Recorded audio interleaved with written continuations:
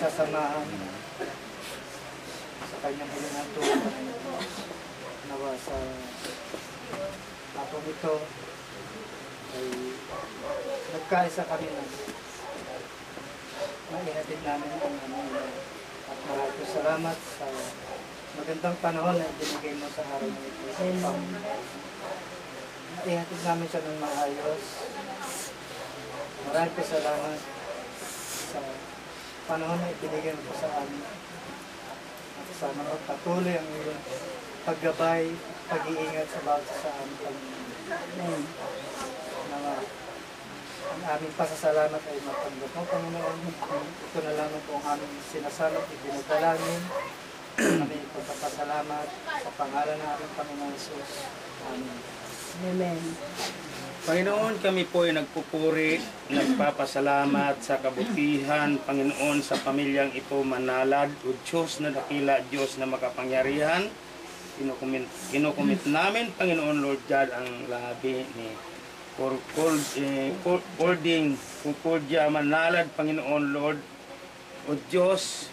Alam namin, Panginoon Lord God, na may buhay na walang hanggan na siya na ipinangako mo sapagkat ng sinuman sumampalataya, Ama, sa iyong bugtong na anak ay ipagkaloob mo po, Diyos.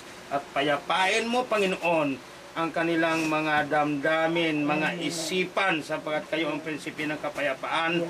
Sa panahon po doon ay may panahon na mayroong ipinanganak at mayroong namamatay. May panahon ng pagluluksa at may panahon ng pagsasaya, Panginoon. Sa panahon na ito, Panginoon, ang pagluluksa, Panginoon Lord God, inihiling namin sa inyo, Panginoon Lord God, ang pagpapala, ang kahalagahan ng kanyang pagsunod bilang Kristiyano, o Diyos, sa inyo, sa kanyang buhay, Panginoon o Lord God, upang makita at masunod ng kanyang mga mahal sa buhay na ang punto kung bakit sumunod siya bilang Kristiyano upang makamit ang buhay na walang hanggan na ipinangako mo po, Panginoon, ang biblikal na paraan, Panginoon. Lord, tanggapin mo buong puso, Panginoon, ang aming kapatid na ito, Lord God, na kayo ang nagwika, Panginoon, Lord God, na pumarito kayo hindi upang mapahamak bagkus magkaroon ng buhay. Panginoon, ang tahanan niya ito, Panginoon, Lord God, ay dito siya, Panginoon, Lord God,